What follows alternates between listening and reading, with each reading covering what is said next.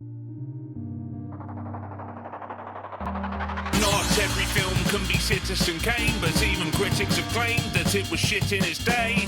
Some films are shit and shit they will stay, but some get better over time because of Nicolas Cage. So which film stays shit forever? And which one's got a little bit better? Second chance movies. No poor bloods were harmed in the making of this podcast. Welcome to Second Chance Movies, the podcast where we rewatch movies and decide if they deserve a second chance. I'm Joe Harper, your host who loves rewatching movies and is fully prepared for the end of the world. I'm Jessica Kwazz, your host who's a one and done kind of movie viewer who thinks the vastness of space is terrifying. And today we are discussing twin movies, Armageddon and Deep Impact. All right. Both of these two movies are so similar. That's why they're called twin movies. They were released roughly the same time, both in 1998, about a very specific thing, an asteroid that's going to smash into Earth. And both have a very different tones. And you know what? We're going to talk about each one and see which one held up better over time. Maybe which one we like more. And if either one deserves a second chance. Yeah, which one maybe deserves a second chance above the other? Which one wins the twin battle? Oh man. Well, there's a few categories we're going to talk about. All right, guys, we're going to compare them with plot, characters, damage report, and what tugs on the heartstrings, as well as the Bechdel test. Does either one pass? Ooh, and these categories will determine what we think wins the twin battle. One will fall. One's gonna get hit with a giant asteroid and be smashed to pieces. Extinction level event, baby. Whoa. Whoa. All right. Well, let's start off with, for those of you who don't remember what each one was about, let me tell you about it. We're going to start off with Armageddon because alphabetically, that one comes first. Yeah, there you go. IMDb says, after discovering that an asteroid the size of Texas is going to impact Earth in less than a month, NASA recruits a misfit team of deep core drillers to save the planet. Very accurate. That's exactly what happens. Yeah, that's literally what happens. So good job. Great. All right. Deep Impact. A comet is discovered to be on a collision course with Earth. As doomsday nears, the human race prepares for the worst. I think that's another aptly summarized version of that. Yeah, I mean, we don't need the specific timeline of like, we only have this much time till an asteroid hits. It's, vague enough that I'm like, oh, interesting, but like detailed enough that I understand what's going to happen in this movie. So when you're talking to people about each one, how do you differentiate between like, hey, this is this movie, hey, this is this movie? And before you do that, I can't believe I didn't start off with this. Guys, spoiler alert, we're going to be talking about these old movies. Yeah, both are from 98. So if you haven't seen them by now, I don't know. You've had 20 years. You've had 20 years. I can't help you. It's a lot of time. And you know what? They're both very similar. Both of these movies can legally drink. That's true. So both of these movies are incredibly similar in terms of the plot. How I would open up to people who don't know. Both movies involve a very intense asteroid meteor coming in, gonna fuck everything up. Humans are done. One movie is a little more goofy and like fun times with it, and that would be Armageddon. And then another movie, Deep Impact, is a little more serious, a little more grounded in reality as to like, ooh, what would that actually be like? So when I describe each one to people, for Armageddon, this is the asteroid is going to hit the Earth movie with oil drillers. And for Deep Impact, This is the asteroid is going to hit the Earth movie without oil drillers, and it's very sad. Yeah, I mean, that's also very accurate.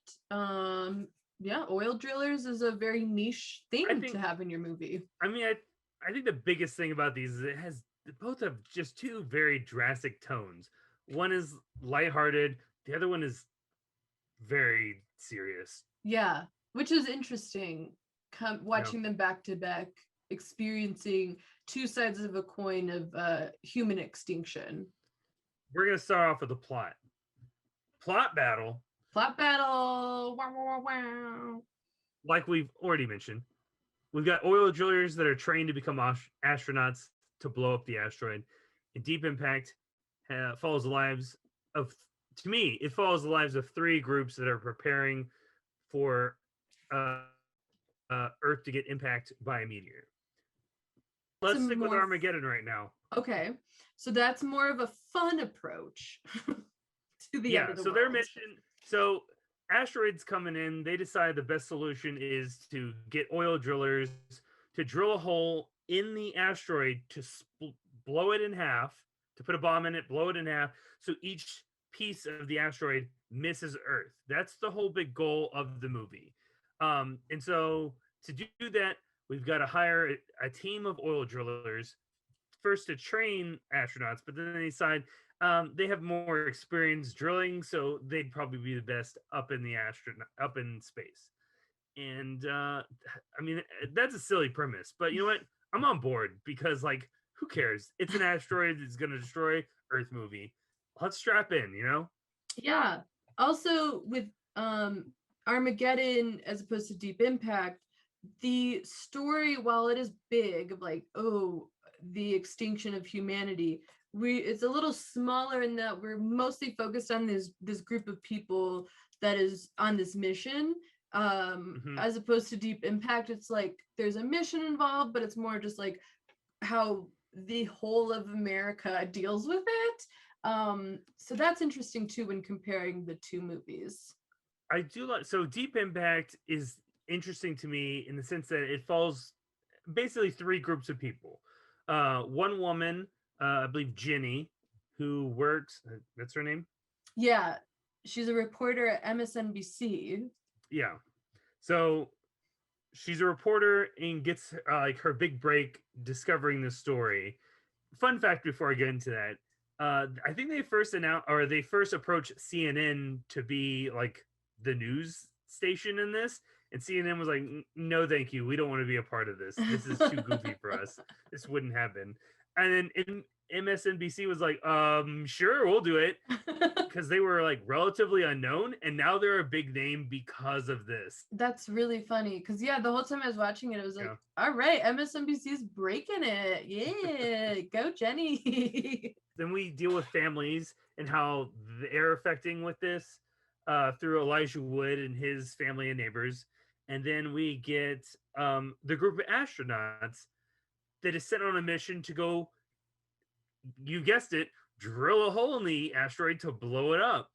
And that's their mission. And so I like that we follow these three kind of groups of people: the media, family, and then astronauts. And that it's kind of diverse in the sense of types of people and how each one is dealing with the impending doom of Earth is probably going to be blown up. Yeah, I think it's interesting because the plots, like I said, they deal with the same sort of like beats, like asteroid, blowing it up, trying to survive. But like the perspectives are very different. So with Deep Impact, the perspective of it all is more widened, where you get to see how are the astronauts on the mission dealing with it? How is this reporter who's got to tell the world, hey, we might be dying, handling it? And then how her team is handling it. And then how you get the micro level of just like the everyday average person. How are they dealing with it? Me, ultimately, I like Deep Impact, the story of like more on a widespread global thing and seeing like a lot of different people with the situation.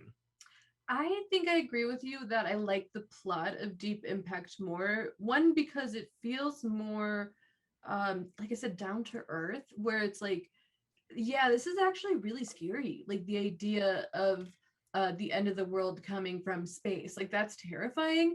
And it's weird watching it being taken in like this goofy sort of plot light that Armageddon does.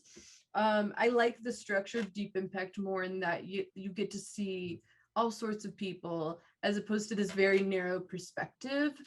So I agree. I think the plot of Deep Impact just like resonated with me a little bit more. Wow, that's 1-0. Yeah, 1-0 Deep Impact. Right. Let's talk about our characters. We've dove into a little bit.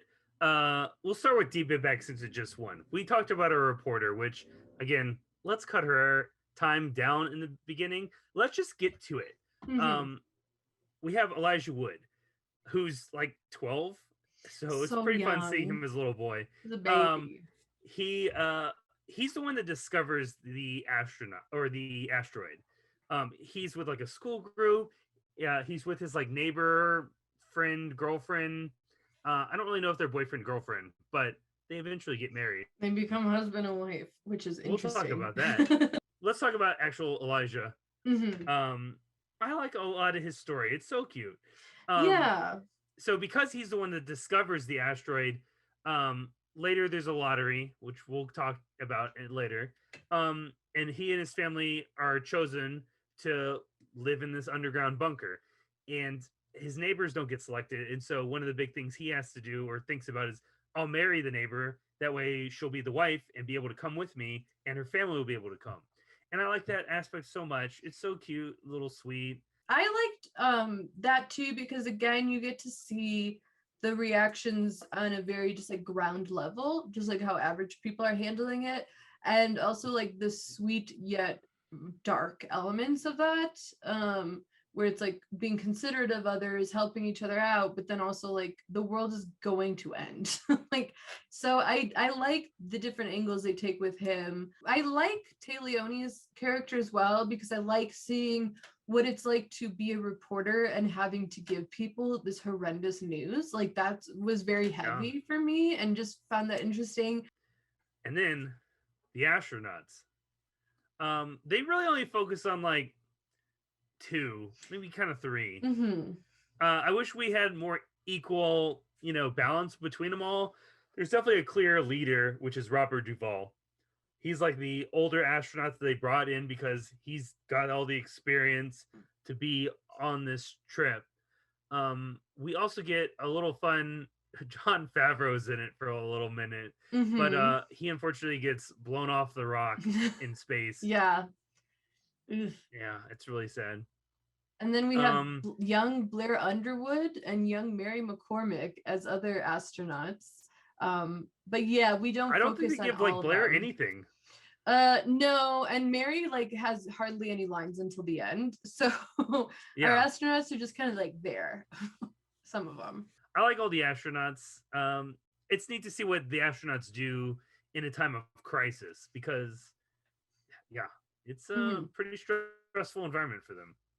I like that the astronauts, while not all of them are fully formed, they all again feel like humans. Like, so we get some just very like human moments with them on this very intense mission. So I like them too.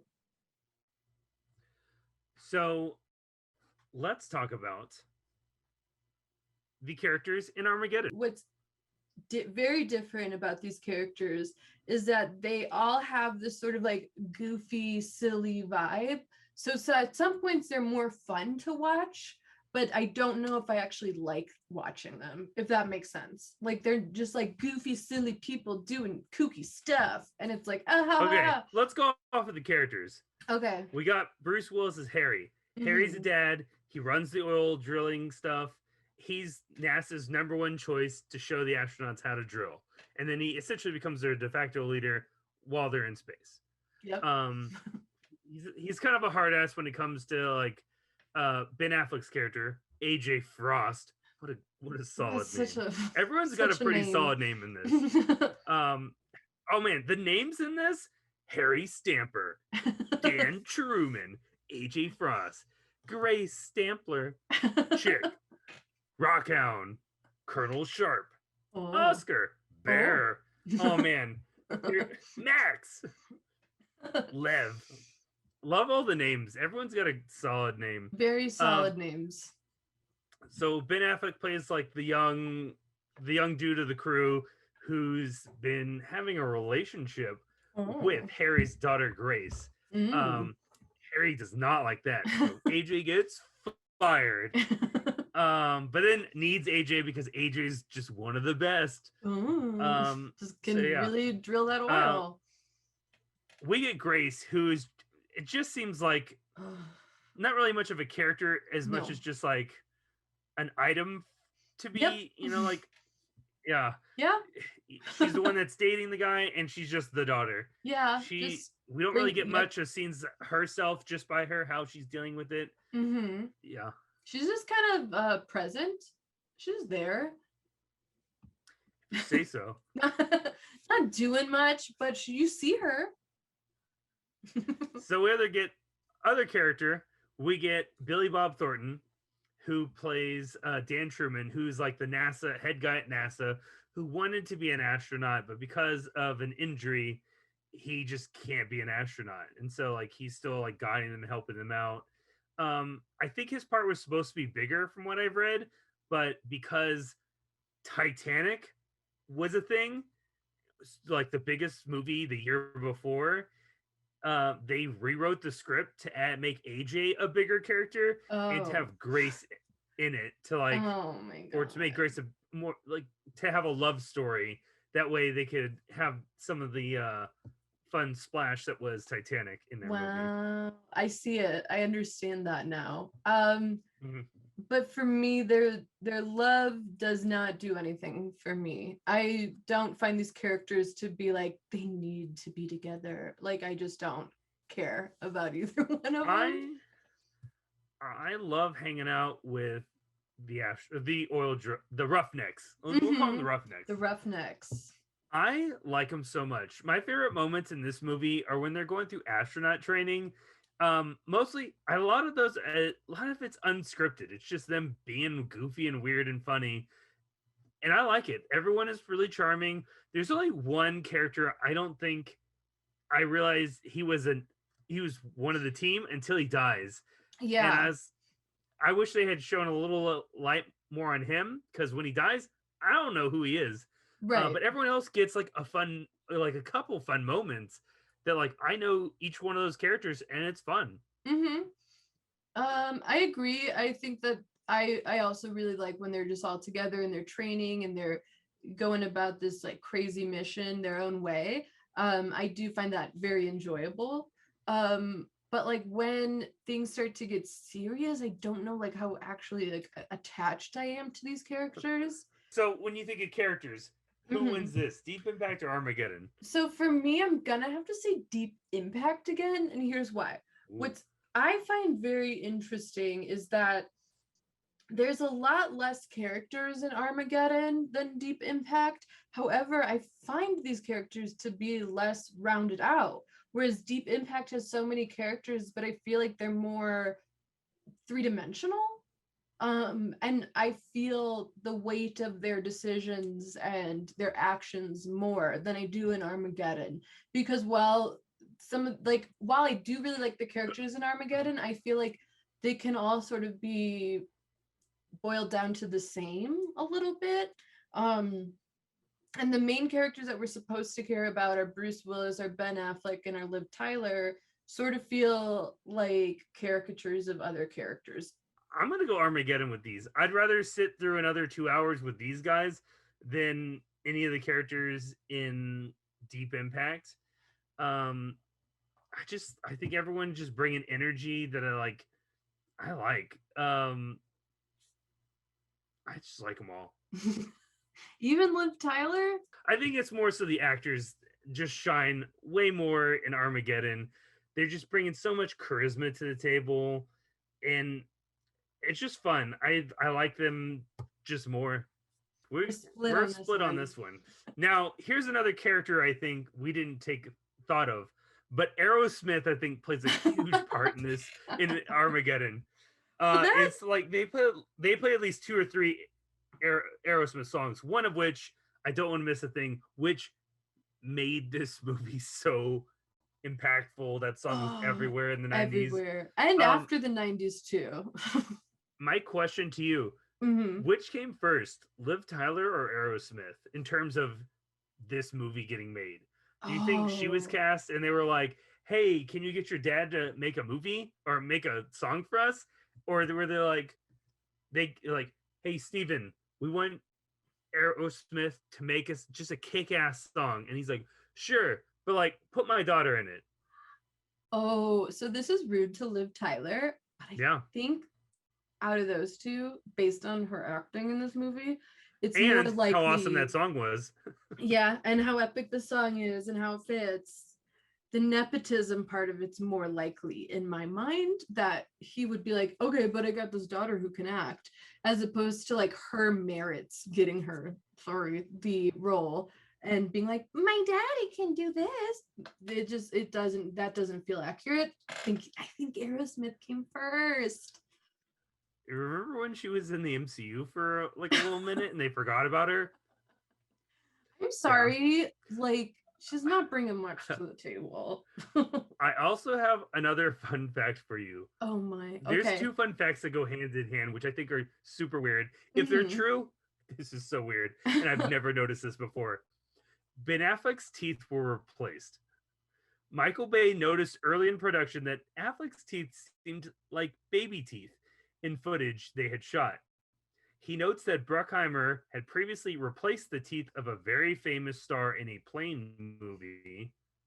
I don't know who he's referring to. Affleck spent 8 hours a day in a dentist chair for a week to get teeth you see in the film now.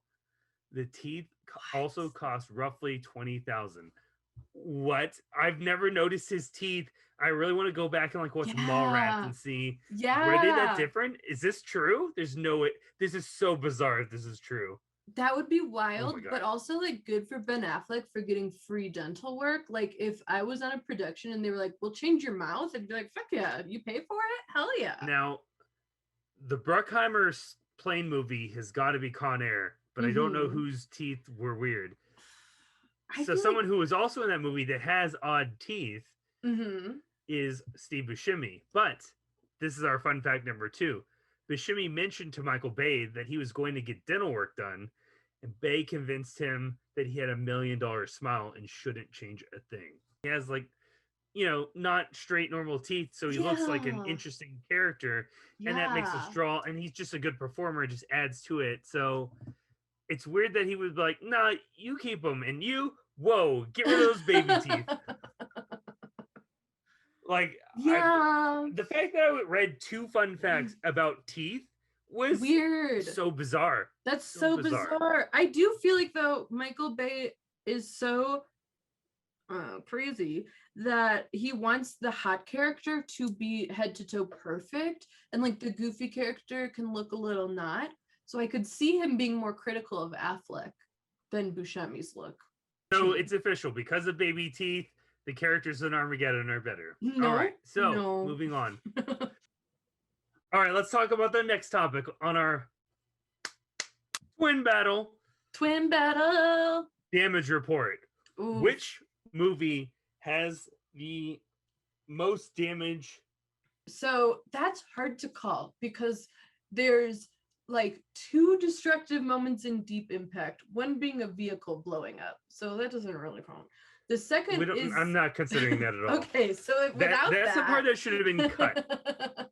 So without that, we don't have any sort of destruction until the last 20 minutes of the movie? 10 minutes? Yes and no. 5 minutes? The astronauts trying to blow up the asteroid the first time. Yeah. One of them gets blown off, and that's a little action one of them sequence. is blinded. So yeah, that's you're right. So that's very just intense destruction. So we got 2 things. Armageddon has action sequences every 10 15 minutes. Yeah. Deep Impact, one huge asteroid hitting the Earth destroys so much. Oh, I don't know how.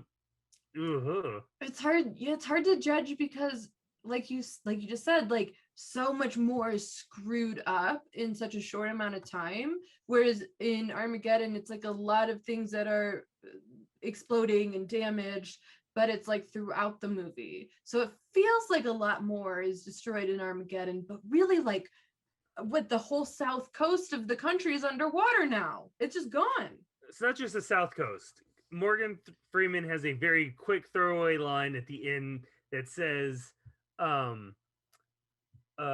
Europe and Africa were also hit. Oh yeah. But because it lands in the middle of the Atlantic, or I think it's closer to, I think, North America, but it's still in the Atlantic.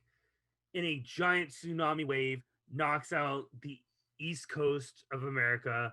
And then again, they mention Europe and Africa. It's pretty insane that, I mean, I think it's a really brave move on the makers of this movie that it hits. Yes. The astronauts make the brave decision to just fly their spacecraft into the asteroid and blow it up. That way it gives, because they've already broken it off. So one piece is going to hit, but at least the bigger piece can be destroyed into millions of pieces that when it hits the atmosphere, they'll burn up and it won't affect us. But at least one is hitting, and it's the size, I think they said, of New York City, which is, it's not as big as Texas. Texas would have murdered us all. But man, it hitting the ocean and seeing the wave just like take out New York City itself. Oh man, nothing is surviving. In Armageddon, we get the destruction. So a lot of like smaller meteors, the size of like, I think they mentioned basketballs, briefcases, Volkswagens. Those are what are hitting. They hit New York. I think, is it Shanghai that gets hit? Yeah. Shanghai gets hit later. And then Paris gets hit with a big one. And Paris is obliterated. There's nothing left of Paris, which I do like that it shows more of a global aspect, but like it's brief when it touches up on other people. Yeah. That aren't America. And so, and then we also get like the asteroid itself is really wacky with the things blowing up on the asteroid. And so we get a lot of it. And so it feels like there's a lot of things happening. But in terms of like the amount of damage, Deep Impact wins so hard. Also, when you think of it, when you think of it in totality, as opposed to like throughout the movie, it's probably Deep Impact because it's like so much of the country plus Europe and Africa fucked. And also, if you think of it in terms of like death toll, the death toll would be astronomical in Deep Impact compared to Armageddon. Yeah. So, yeah, Deep Impact actually takes the most destruction. Oh, man. And so here's another one that I think I know who the clear winner is, but you might put up a fight. Tugs on Heartstrings. Oh. Which movie tugged at your heartstrings? We'll start with Armageddon. Okay. The biggest heartstring, there's two moments I think are heartstring tugs. One, it gets me every time, but the biggest heartstring tug for the movie itself, I believe, is Harry sacrificing himself. Yeah. So Harry, they realize that the bomb that they have to destroy our asteroid has to be detonated manually. They all draw straws, and AJ gets the short straw. But Harry, he's like, no, you got to go marry my daughter. Rips off his patch, like shoves him in to like the space elevator, and is like, you tell everyone I said bye. I love them all. And he at least gets to like have like one last message to everyone, and like tell everyone like bye, and tell his daughter goodbye. And oh, it's so sad. And he like says his goodbye and blows up and saves everyone. It's really sweet. It doesn't get me every time. I think the first time was like sad. A rewatch, I'm just, it's whatever, man. I get it. I know it's coming. The one that gets me every time is when Chick, before he goes to like in space, out of nowhere, he swings by this house and is talking to this woman, and he's like, and she's like, "You're not allowed to come by him." I don't need to see him. Can you just do me a favor and he sets down this little toy space shuttle. I was like, just tell him his daddy's about to do something big and special. I'm just like, that moment just gets me. And then later, the later part. Mom, that salesman's on TV. I'm like, oh. And then he's one of the ones that gets to make it to the end. And she shows up with the kid at the end and they run and hug him. I'm like, oh, it's so sweet. It's so nice. And when the kid says the salesman's on TV, she's like, that's not a salesman, that's your daddy. Oh, I'm like, oh, it's dude, too much. That moment gets me more than Harry's sacrifice. See, that really gets me too, because it's just so, like he was a bad dad, and then now he's like coming around, and like, what's great about that moment is we don't even see any of him being a dad beforehand. It's just Band-Aid rip. Guess what, guys? He was a dad that you didn't know about. Yeah. And what's crazy too is like the contrast of like, okay, so all the astronauts are given like 12 hours before they gotta take off to just like go at it, live your life, do whatever you want. He decides to go see his son that he's not even, doesn't seem like he has a relationship with, and it's just like, that kills me. That really does a lot to my heart, and it's nice that that has like a happy resolution. Harry sacrificing himself does murder me and my soul every time. Every time. It's just something it's just something gets me. And like, as much as I've been shitting on like Liv Tyler in this so far, like her scene where she's saying goodbye to her dad, that I just can't help but cry. I cry. I do. And as much as I don't care about Ben Affleck and Liv Tyler, at the end it is like sweet to see them like get married, and like, and they have like the astronauts that did, like the roughnecks that did survive, like with them at the wedding, and like they got like 4 cardboard posters of their faces. Yeah, like, oh, that's sweet. And the one guy that like, I was like, I don't remember him being in this. No, but they thought about him at the wedding. Like, yeah, it's so sad. Like, there's a lot of very sad moments, but like, at least there's some sort of like silver linings and like happiness, and like, man. Can we talk about all the sad moments in Deep Impact now? I don't know if you're ready for this. Fuck, they're heavy. The tissues, oh man, there's so many moments that got me. Same.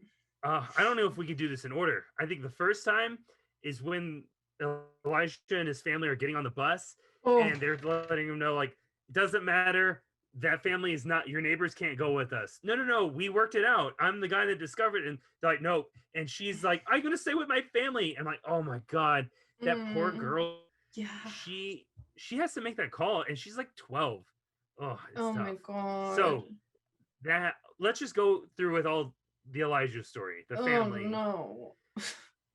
I'm going to start crying. When his parents and he get to like the underground bunker, and he's like, you know what, I'm gonna go back for her. And the dad is just like, I get it, you're so good, I believe, like, I don't want you to leave, but I know you have to do this because it's the right thing to do. And he takes off, and at that moment got us to, we're like, oh my God, we're heartbroken. Because the dad also gives him a watch, and it's like, what? The mom's like, what are you doing? And it's like, she's got to barter with something, take my watch and get a ride. Here, this is so he gets to their house, gets a motorcycle, and finds them on the freeway that is like a parking lot because everyone's trying to leave, but they can't. And then when he shows, Leo is Elijah's character, Leo shows up, and the dad is just like, and you know what? Go with him. Mom is wearing a baby Bjorn with newborn baby brother, and she puts it on Lily Sobieski's, and she's just like, you gotta take your brother, gotta go. And she's like, but Mom, and she has to be rushed. All this responsibility is being put on her while having to say goodbye to her parents because they are not going to make it. No. God damn it. It is so heart-wrenching. It's heavy. And that's just one of the storylines. That's just one. And like that all, like really just hearing it retold, like I feel like I almost cried. And watching the parents like make this quick decision of like, you know what? We can die. Let's give our kids a fighting chance. We love you. Bye. And just like watches them take off. Like, oh my God. You don't get a choice in the matter. We're making this parental decision for you. Yeah. Get on, live. The astronauts. They got a whole nother story. So first, they're not successful with blowing up the asteroid. they decide that the best thing for them for the success of this mission and for everyone is them to sacrifice themselves, running the nuke into the asteroid, kind of going to a crevice and blowing up from within. And so they get one last goodbye to everyone. Oh man. So we get McCormick gets to say goodbye to like husband and child, and like everything's done through like video. Blair Underwood gets to say goodbye to his significant other. I think the Russian guy couldn't get his like significant other. And then blind guy's wife doesn't, she's unavailable, and so he's not going to be able to say goodbye. And then Robert Duvall's kids are all grown up. His wife has passed away, and his kids, he'd already had a talk with them earlier, like, hey, I'll be back, like, but he wasn't going to be back. But they're adults. They knew what he was going into. But he says, you know what, guys, I just want to take a moment to say goodbye to my wife. And I was like, oh, man, that's tugging. And he just like, I'll be with you soon. Like, oh, that was getting to me. And he has a picture of her and the two kids who are like, oh, man. And then blind guy's wife gets to run in at the last minute with his kid. And she's like, who had just been born after he left. Yeah. So never got to see the kid. And him being blind still never gets to see the kid. And he's just like touching the screen and like, oh man, like this is your dad. He's gonna, oh man. Oh my God. Oh, it was tough. There was tears rolling down every one of these moments. Truly, truly, truly straight to the feels with all of this. It's because it's a lot of like very bittersweet, like with all the astronauts, like it's horrible to watch them say goodbye to their loved one, but they are literally they have to sacrifice themselves for all of humanity. Oh my God. Or like the parents, again, it's like horrible and so sad, but they have to do what's best for their kids. Goodbye. Oh man. I think it's a clear winner that Deep Impact wins the Heartstrings Award. Yeah. Because it's constant. I cried. The last like 40 minutes is nothing but like tears is flowing of like, oh man. Again, you said bittersweet. No better word for that, because like it's so sad, but like it's all the characters being heroic. Let's talk about the vibe each one had. Good. Yeah, let's redirect. Okay. So, who wins best vibe? So I think this is a quick one. Yeah. The two movies, one is super sad and depressing and realistic. The other one, super campy, fun, lot of energy, action packed. Which vibe is more for you? For me, Armageddon. Armageddon wins for vibe. Yeah. 100% down. Because I mean, if you just heard how we were speaking about the heartstrings, I got so depressed just thinking about it. And I don't want that for my movies all the time. I mean, but that's, I think a great movie gets you to feel like that's what that's we like. That's true. That is very, very true. But I just feel like the vibe of like, yeah, fuck it, let's take down this asteroid, baby. I think that's more fun. The more it's the fun rock and roll vibe that like it's more lighthearted that we can like tolerate. Yes, absolutely. I can like see myself rewatching Armageddon and not being, massively depressed and like having a fun time. Whereas with Deep Impact, rewatching it again might send me into a mental spiral. So gonna go with Armageddon on the vibe. We have one test. All right. And that is the Bechdel test. For those of you who are not familiar with the Bechdel test, it's not indicative of how women are represented, much as like the presence of women in the entire film. That's we correct. have there are three rules. The movie has to have at least two women who talk to each other and they talk about something other than a man. Now that seems very simple. It seems like a very simple meter. You'd think. You would think. Like, we're also in the 90s. Yeah. Where we didn't try. I mean, we didn't care. A lot of movies of the last 5 years. Shame on everyone. A lot of movies of the last 5 years don't even pass this. So the 90s? Yeah. So we're looking for three things. Does the movie have at least two women in it who talk to each other about something other than a man? Yes. Let's start off in alphabetical order with Armageddon. No. It does not. It does not. It has, for my count, it has technically 3 females in Yes, this movie technically. that have names. Sure. Not all that I remembered, but we No. have Liv Tyler, who plays Grace. Mm-hmm. I think the only characters she really interacts with are the Roughnecks, Yeah. and especially her dad and her boyfriend. Yes. And I guess Truman at NASA. The second character is blonde astronaut who grabs dude by the balls. Mm-hmm. She's the only female that goes up into space, so there's no other females for her to talk to. No. And the only other one we get is I think Judith Hogue, I think is the mom from Halloween Town. Interesting that's where you know her from. I know her as April O'Neil. Oh yeah, from that too. Ninja Turtles. Yeah. More importantly, April O'Neil from Ninja Turtles back in the 90s. But only the first one. Iconic. She's in all 4 of those. Yeah. Whoa! Wowie wow! Wow! Give her a medal for that. Wow. Yeah, man. So, and she only talks to Will Patton. So yeah. Or she'll talk to Chick, so she's in like 2 scenes, and I guess the 3 scenes, and so no, all the 3 women that we have in this movie do not speak to each other.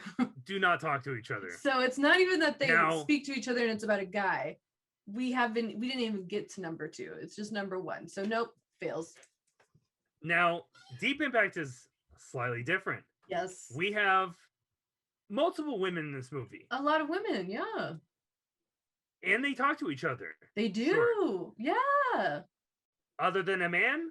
Yeah. Let's find out. Téa Leoni talks to her coworker. Yes. But it's about her career, but more specifically, a lot of the conversation is about Elle and Rittenhouse. Yes. Rittenhouse is a male. So the job that she's doing is about a man that is leaving his job from a possible affair. It turns out that's all not important anyway because it's all wrong. Fucking beginning of this movie. Beginning awful. The end amazing. Yeah, actually, truly ridiculous. So no, I don't think she passes. She might at the end. I don't remember. I think they might talk about like survival at the end. So yeah, they eventually together talk about something other than a man, but at first it takes a long time for them to get there. Our astronaut only talks to the other astronauts, and she's the only female. So no. If Lily Sobieski talks to her mom, I don't know if that mom has any dialogue that I can recall. Yeah, that's just about those 2. And it's like a family scene. It's not the 2 of them by themselves. Exactly. And if they are talking to each other, they talk to each other about Elijah Wood or the baby brother. So technically, about a male. Our last shot at this movie is Téa Leoni talking to her mom. Yes. Now, first time when mom rolls up, all mom wants to talk about is dad and dad's new wife. Oh no, movie. Yes. What are you doing? Second time we get mom, or maybe it's not the second, but a follow-up time we get to see mom knows that she's not gonna be eligible for being saved, and so because of her age, so she sold everything. She talks about like what she's gonna do with the rest of her time. What a fun scene. This is one of those scenes. So it passes our Bechdel test. Yeah. But also, I think this is just an interesting scene for the fact that like we get to see a perspective I wasn't prepared or expecting to see. Yeah. Someone who's this is my plan. Not that old. No, she's like barely 60. And she's like, well, I know what I'm going to do for the rest of my life, which is coming up soon. Yeah. Like I sold everything. I don't care about my things anymore. This is what I'm doing. Like, I liked hearing like what she was doing. She also unfortunately she does. Oops, sorry. I was going to say, she also has this like really fascinating line where she says something like, I donated my I don't know, it was like a piece of art or something. I donated my piece of art to the bunker. So it feels like I'm sort of immortalized because I contributed this thing that hopefully will carry on in society. It's like, whoa, that's wild. So yeah, it's a good conversation, not about a male. Good job. Good job. Deep Impact. Bare minimum. You passed Bechtel test. You did it. You did the bare minimum with one scene. But like, I do have to get it credit because there were a couple of times where it was close. The males they're talking about is not in like a sexual way, but it's like, God damn it. Like, does he like me? Does he not like me? It's never like that. It's business oriented. Like, you gotta get this story.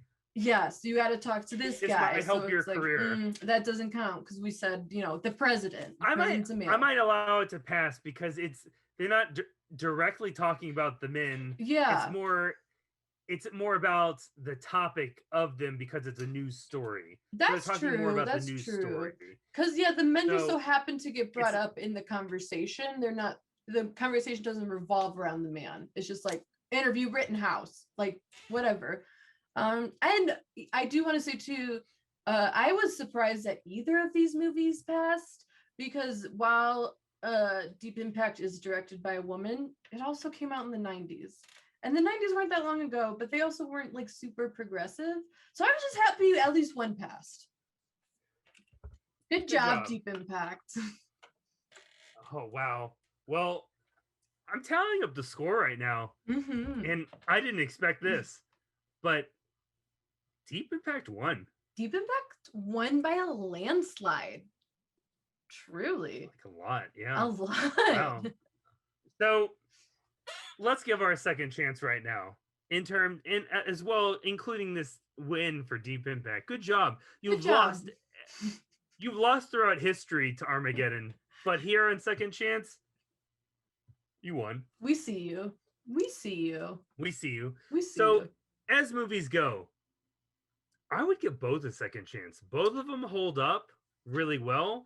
I don't like that critics shit on both of them so hard. I don't either. Because, like, let's cast logic aside for the premise. Because, like, who gives a shit? It's about a thing that none of us have ever dealt with before. Let's use that crazy, weird idea. And they both thought of blowing up an asteroid. Sure. One is successful. One kind of fails. But still, and I just like that both had a different ending as well. Yeah. They both have very different tones. I think Armageddon is the one that's easier to digest, watch more often. If you have only seen Deep Impact once, I say give it a second shot because I think, especially now after we've lived through like a pandemic and like, where the world could have ended, like seeing this world ended and how people deal with it, it's interesting. I do think that given in 2021, there would be a lot of people like, there's no asteroid that's going to hit us. Those scientists are just making things up. What are they going to microchip the asteroid? He says there's not even an asteroid. Oh God. That's so true. I think both hold up pretty well nowadays for different reasons. So again, it's kind of like personal preference also. Like, what do you like more? Do you want a more serious take on the situation, or do you want something that is destructive and fun and like Aerosmith? Then, you have two options, which is interesting. But in terms of like, I think you hit the nail on the head very well, where historically Deep Impact falls to the wayside compared to Armageddon. So I think for that reason alone, Deep Impact is like slightly more deserving of a second chance than Armageddon, because it just gets forgotten about. But yeah, both are fun in a certain way and both hold up pretty well. Well, Deep Impact won. Thanks for listening in, everyone. Thank you guys so much for listening to another episode of Second Chance Movies. We'd like to thank Beaty McBeatface for our dope theme song. It's so fun. We love it. We'd like to thank our listeners who hang out with us every Sunday. If you like what you heard, please rate and review. Follow us on Instagram and Twitter at Second Chance Movies. Let us know what you think. Do you like Armageddon more? Do you like Deep Impact? Does space freak you out like it does me? How would you destroy a giant asteroid coming to Earth? If you couldn't do that, how would you spend your last days? Give us all sorts of thoughts, comments. We'd love to hear it. Maybe we'll have a whole Second Chance comments episode. Who knows? Yeah, let us know. Let us know what you think. Get involved. Let us know. Go get my goddamn phone book.